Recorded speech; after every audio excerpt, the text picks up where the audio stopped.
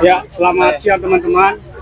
Terima kasih sudah menemani sampai hari ini ya. Jadi ini mungkin nanti ada penyampaian dari keluarga. Berikutnya nanti ada pertanyaan, bisa nanti kita saling tanya jawab ya.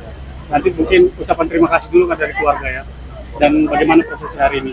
Ya, pertama saya mengucapkan terima kasih kepada rekan-rekan media semua, tim jurnalis yang udah ikut serta bersama keluarga, menjadi penghiburan juga buat kami, bersama-sama ngumpul di rumah sampai dengan hari ini dalam proses pemakaman. Kami sangat bersyukur punya rekan-rekan media sekalian. Saya juga baca berita-berita juga pun ditulis baik-baik semua. So, saya ucapkan terima kasih dari hati yang paling dalam dari keluarga. Mungkin saya juga sharing sedikit bahwa Pak Hotma sudah mewariskan hal-hal yang tidak bisa dinilai dengan uang. Ya, seperti saya tadi sampaikan, banyak orang menganggap bahwa warisan adalah sebuah materi. Namun bagi kami, warisan yang terbesar adalah intangible asset, warisan yang nggak bisa disentuh. Ada 4 hal tadi saya sharing, ada tentang iman, ada tentang generosity, ada tentang leadership, dan yang terakhir pelayanannya. Pelayanan, Bapak Hotma sudah mempunyai LBH Mawar Saron yang berdiri sejak tahun 2002, dan kami percaya bahwa legacy itu akan terus kita perjuangkan sehingga nama Tuhan terus dipermuliakan. Terima kasih. Ya, itu mungkin ada pertanyaan dari teman-teman atau saya jelaskan dulu ya. Ya, jadi hari ini rangkaian acaranya seperti yang sudah diketahui tadi pagi pihak keluarga menyerahkan Pak Hotma kepada negara. Mungkin pertanyaannya kenapa? Karena Pak Hotma ini menerima Satya Lencana Kebaktian Sosial ya dari Presiden SBY pada tahun 2013. Kenapa diberikan? Karena Pak Hotma mendirikan LBH Mawar Saron di tahun 2002 dan sudah memberikan bantuan hukum kepada masyarakat miskin dan tidak mampu. Udah puluhan ribu yang dibantu, sehingga Pak Hotma salah satu yang didominasikan yang mendapatkan Satya Lencana Kebaktian Sosial. Oleh karena itu tadi diserahkan kepada negara dan acaranya kenegaraan yang dipimpin dari militer tadi. Jadi mungkin ada pertanyaan dari teman-teman, kenapa? Itulah jawabannya. Begitu. Nah, kemudian kita berangkatkan ke San Diego Hills. Di sini pun disambut oleh militer juga acara kenegaraan. Dan tadi ditutup juga oleh Serikat Buruh. Pak Andi Gani sebagai Presiden KSPSI sudah memberikan sambutan. Kenapa? Karena Pak Hotma dalam hidupnya mendedikasikan diri membela orang yang tidak mampu. Antara lain adalah mereka karyawan-karyawan, pekerja-pekerja yang tidak mampu. Terutama serikat-serikat buruh yang kami bela dalam judicial review di Mahkamah Konstitusi. Buruh menggugat, kamilah tim kuasanya, sehingga Pak Andi Gani sebagai Presiden mengajukan penghormatan yang terakhir kepada Pak Hotma Sitompul. Dan tadi hadir 500 buruh yang disiapkan Pak Andi Gani untuk memberikan penghormatan kepada Pak Hotma Sitompul. Berikutnya juga tadi ada dari Hipakat, Himpunan Putra-Putri Angkatan Darat yang dipimpin oleh Pak Haryara Tambunan juga memberikan penghormatan. Saya juga perlu sampaikan bahwa San Diego Hills ini adalah persembahan dari alumni LBH Mawar Saron. Ya, alumni LBH Mawar Saron yang menyiapkan tempat Bapak di sini, semuanya disiapkan oleh alumni LBH Mawar Saron sebagai bentuk penghormatan kepada Pak Hotma Sitompul. LBH Mawar Saron sekarang sudah memiliki ratusan alumni yang sudah menangani perkara di seluruh Indonesia. Begitu. Itu. Banyak orang kesehatan dari pertama sampai sekarang, bahkan pemakaman juga dibantu oleh teman-teman pernah dibantu sama pendidikan seperti apa? Ya, jadi sejujurnya kami pun, saya pribadi sudah mengikut Pak Hotma belasan tahun, 13 tahun lebih. Saya tidak terlalu kenal siapa yang hadir. Saya bisa duga mungkin beberapa kali kita ajak pembicaraan yang datang, dia sampaikan bahwa saya pernah dibantu dulu. Gereja saya pernah didirikan, diberikan donasi, bahwa keluarga saya pernah dibantu, bahwa keluarga saya ada masalah hukum pernah dikonsultasi dibantu. Mungkin dari tahun-tahun yang lama sampai hari ini mereka masih ingat dan begitu mengena. Seperti yang saya sampaikan kepada rekan-rekan sebelumnya, Pak Hotma itu kelebihannya adalah dia bisa membangun kepekaan terhadap pribadi-pribadi. Dan setiap orang itu dia sentuh dengan sentuhan pribadi dan tidak sama, sehingga masing-masing merasakannya gitu.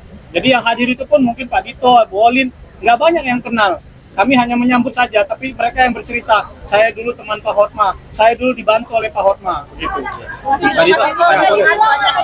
yang telah dilakukan malam-malam gimana Mungkin ditambahkan yang ini dulu, nanti ditambahkan yang ini. Keluarga menanggapi seperti apa? banyak banget banyak orang-orang. banget. Iya, tentunya dari bunga aja yang saya bisa lihat depan rumah kan sangat banyak, dan saya sangat bersyukur berarti emang papa ini berdampak.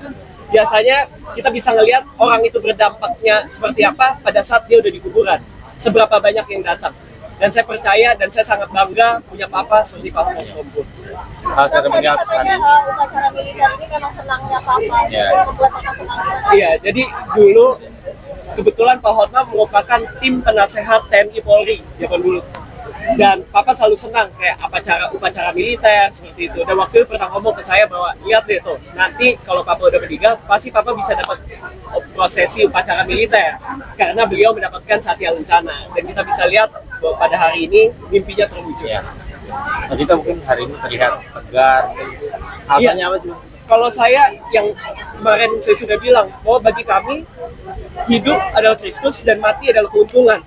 Jadi menurut saya papa sudah senang sekarang di surga, sudah bersama Tuhan Yesus Kristus. Jadi bagi kami keluarga, sekarang saatnya kami melanjutkan legacy dan warisan tersebut. Dan saya percaya bahwa kami sekeluarga pun bisa tetap mempertahankan LBH Mawar Saron sehingga banyak lagi orang dapat dibantu, banyak orang miskin dan teraniaya dapat dibantu sehingga nama Tuhan terus dimuliakan. Tadi tuh kalau saya nggak salah maaf sebelumnya hari kepergian menjelang berkata dan ulang Iya. tahun sang istri. Mungkin Jadi bisa kan istri aja yang ngomong. ada di tengah-tengah nih seperti apa nih mungkin?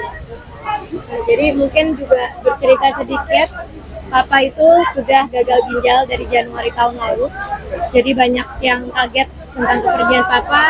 Buat kita, keluarga terdekat, kita sudah melihat proses yang cukup panjang dari Papa. Di Januari lalu Papa sudah memulai treatment cuci darah. Dan di Oktober, Papa sempat drop.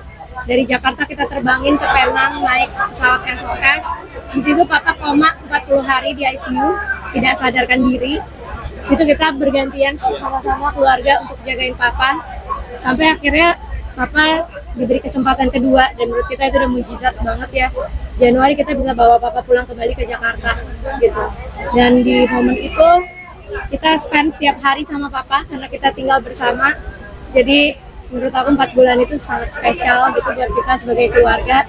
Sampai kemarin di RSCM itu Papa itu seminggu lalu di hari Rabu masuk UGD karena infeksi paru-paru dan dirujuk ke RSCM. Sampai nafas terakhir Papa kita bisa gandeng tangan Papa satu keluarga. Aku, Dito, Mama, Kasila, Kapiter, kita sempat berdoa bareng dan nyanyi sampai akhirnya Papa udah nggak ada. Jadi buat kita itu proses yang cukup panjang dan kita bersyukur kita punya kesempatan itu untuk spend dengan Papa. Bagaimana ini kan bisa di satu sisi momen yang berduka cita, satu sisi juga suka cita. Buat aku itu seakan Papa tuh suka banget bercanda sama aku. Jadi kita sering tiap pagi pasti kita sarapan bareng. Mungkin seakan Papa bilang ke aku, kamu inget terus ya sama Papa. Padahal tanggal ulang tahun aku 4 April, anniversary aku 11 April sama Olin. 16 ulang tahun dia. Tapi ternyata Papa milihnya pas ulang tahun Olin. Sedekat apa sih Papa dengan Cynthia? Kan jarang nih ada Saya kenal Papa udah 15 tahun dari pertama kita kenal. Tadinya saya mendesain, merenovasi rumah itu, rumah Antasari, rumah Papa. Di situ kenal gitu. Sosok Papa pasti semua kira kan orangnya sangat apa ya, galak, takut gitu ya. Saya kan juga bukan siapa-siapa, saya takut dia seperti pribadi yang galak. Tapi ternyata pas mengenal lebih dekat, Papa itu sangat karismatik, bukan galak. Jadi bikin orang segan. Sampai akhirnya mengenal lebih dekat, aku bilang Papa tuh sosok yang sangat baik, sangat manis, gentleman banget. Apalagi ke saya ya sebagai perempuan, sebagai menantu, Papa tuh baik banget gitu. Kita sering banget, karena saya setelah kawin sama Rito tinggal di situ setahun, kita sering banget sarapan bareng, makan malam bareng, dan sampai pas saya hamil, Papa tuh suka banget masakin pakai telur, gitu banget gitu. Dan ya momen-momen itu menurut aku nggak terlupakan sampai akhirnya kita kembali tinggal di sana bareng Papa di tahun 2021, dan kita punya banyak banget sih kenangan. Tapi kan itu kalau melihat sosok almarhum sendiri kan di luar Papa terlihat tegas, tapi kalau terhadap keluarga seperti apa sih Kak? Iya, yang tadi saya sempat kasih tahu kan ada 4 hal. Salah satunya tadi kan kepemimpinan, leadership. Leadership Papa tuh sebenarnya tegas tapi lemah lembut. kami semua nih sebagai anak-anak nggak pernah tuh yang dimarahin, kayak diomelin, dikasarin. Biasanya kan kalau orang Batak ada kadang main pukul lah, main tangan lah. Papa tuh nggak pernah sedikit pun, sekecil pun dari kecil saya cuma dibilangin paling, oh jangan gitu ya, kayak gitu aja. Jadi kita pun mungkin karena dia ngasih taunya secara tegas dan lemah lembut, kita pun juga nurut gitu. Jadi bagi kami ya, kami sangat bersyukur bisa punya papa seperti Pak Hotman.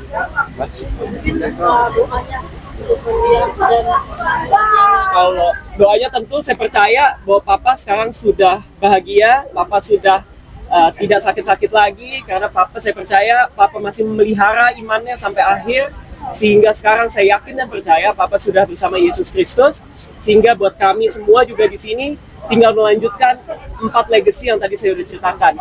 Dan saya percaya juga bahwa legacy tersebut nggak cuma buat kami, tapi bisa juga diterapkan buat rekan-rekan dan teman-teman semua. Ya mungkin ditambahkan sedikit. Jadi saya ingin menambahkan begini. Pesan terakhir dari Pak Hotma kepada kami keluarga, karena kami ikut mendampingi juga. Pesan terakhirnya adalah dia meminta maaf kepada semua orang, siapapun atau pihak-pihak tertentu yang pernah disakiti olehnya. Itu pesan terakhirnya. Jadi kami yang merawatnya sudah berapa bulan ini, dia menyampaikan itu. Siapapun dia meminta maaf. Terus kemudian yang kedua, kami mengucapkan terima kasih kepada negara yang telah memberikan penghargaan setinggi-tingginya kepada Pak Hotma. Saya pikir mungkin advokat atau pengacara, yang pertama Bang Anan Buyung, yang kedua adalah Pak Hotma Sitompul. Karena Pak Hotma Sitompul ini adalah murid dari Anan Buyung Nasution yang mendapatkan penghargaan dari negara. Kami mengucapkan terima kasih kepada negara karena memberikan penghargaan setinggi-tingginya kepada keluarga Sitompul. Itu saja mungkin dari kami. Terima kasih teman-teman rekan media. Maka Papa meninggalkan warisan cucu ganteng dan cantik. Pesan apa? Buat anak saya berarti. Saya percaya anak-anak saya pun dapat tumbuh dan besar sehingga bisa mengikuti jejak opungnya. Dan saya percaya bahwa 4 warisan tersebut adalah hal yang paling berharga yang ditinggalkan buat kami. Gitu aja. Dan cucunya ada Cucu sama anak, menjelaskan ke anak gimana nanti?